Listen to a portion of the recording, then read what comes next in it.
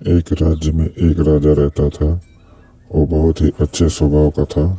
एक दिन राजा ने अपने मंत्री को बुलाया और कहने लगा, मेरे सपने में गरुड़ जी आए थे और उन्होंने कहा मुझे कि ये कहानी मैं अपने राज्य में हर व्यक्ति को सुनाने के लिए एक विद्वान पंडित को बुलाऊं।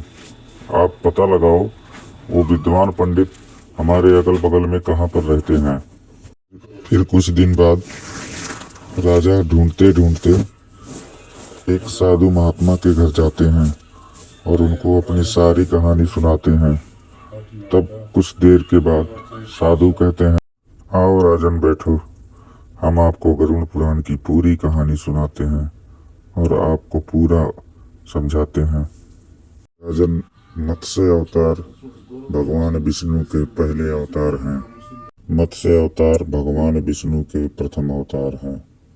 मछली के रूप में अवतार लेकर भगवान विष्णु ने एक ऋषि को सब प्रकार के जीव जंतु एकत्रित करने के लिए कहा और पृथ्वी जब जल में डूब रही थी तब मत्स्य अवतार में भगवान ने उस ऋषि की नाव की रक्षा की।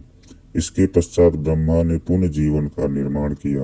राजन, हम आपको मत्स्य अवतार की कथा सुनाते हैं। अब एक बार ब्रह्मा जी की असावधानी के कारण एक बहुत बड़े दैत्य ने वेदों को चुरा लिया। उस दैत्य का नाम हयग्रीव था।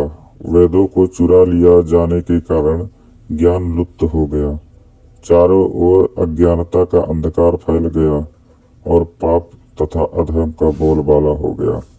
तब भगवान विष्णु ने धर्म की रक्षा के लिए मत्स्य रूप धारण करने का और हयग्रीव का वध किया और वेदों की रक्षा की। भगवान ने मत्स्य रूप किस प्रकार धारण किया, इसकी विस्मयकारिणी कथा इस प्रकार है।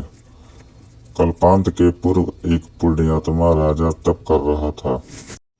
राजा का नाम सत्यव्रत था। सत्यव्रत पुण्यात्मा तो था ही, बड़े उदार हृदय का भी था। प्रभात का समय था, सूर्योदय हो चुका था।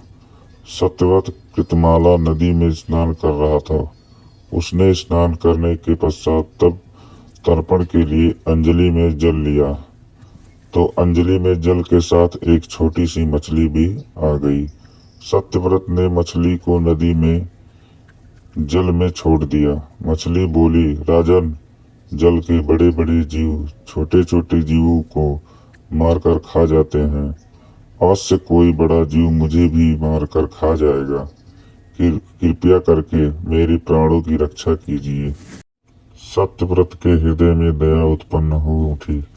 उसने मछली को जल से भरे हुए अपने कमंडल में डाल लिया।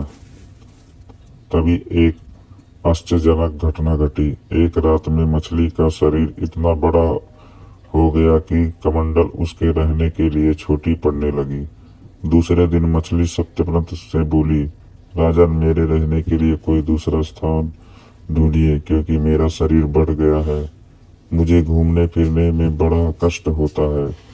सत्यव्रत ने मछली को कमंडल से निकालकर पानी से भरे हुए मटके में रख दिया।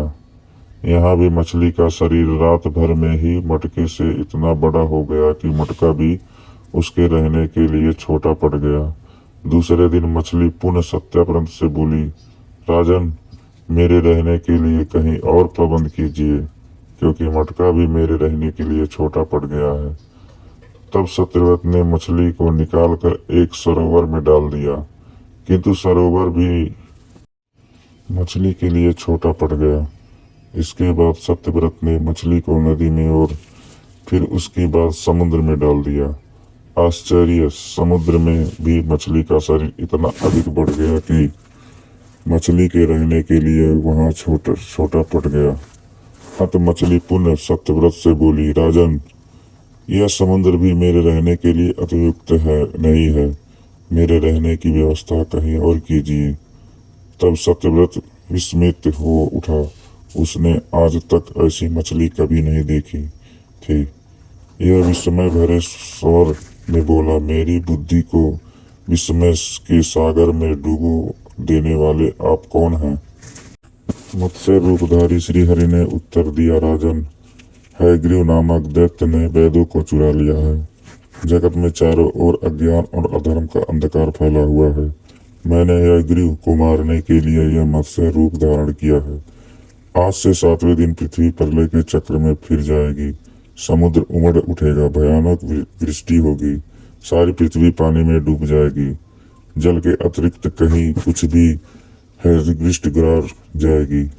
जल के अतिरिक्त कहीं कुछ भी दृष्टिगोचर नहीं होगा। आपके पास एक नाव पहुंचेगा। आप सभी अनाजों और औषधियों के बीजों को लेकर सप्त ऋषियों के साथ नाव पर बैठ जाएंगे। मैं उसी समय आपको पुनः दिखाई पड़ूंगा और आपको आत्मतत्व का ज्ञान प्रदान करूंगा। सत्यव्रत उसी दिन से हरि का स्मरण करते हुए प्रलय की प्रतीक्षा करने लगे। 7वें दिन प्रलय का हृदय उपस्थित हो उठा। समुद्र भी उमड़कर अपनी सीमाओं से बाहर रहने लगा। भयानक वृष्टि होने लगी। थोड़ी ही देर में सारी पृथ्वी पर जल ही जल हो गया। संपूर्ण पृथ्वी जल में समा गई। उसी समय एक नाव दिखाई पड़ी। सत्यव्रत सप्त ऋषियों के साथ उस नाव पर बैठ गए। उन्होंने नाव के ऊपर संपूर्ण अनाजों और औषधियों के बीज भी भर लिए। नाव प्रलय के सागर में तैरने लगी। प्रलय के उस सागर में उस नाव के अतिरिक्त कहीं भी कुछ भी नहीं दिखाई दे रहा था। सहसा मत्स्य रूपी भगवान प्रलय के सागर में दिखाई पड़े। सत्यव्रत और सप्त ऋषिगण मत्स्य रूपी भगवान की प्रार्थना करने लगे।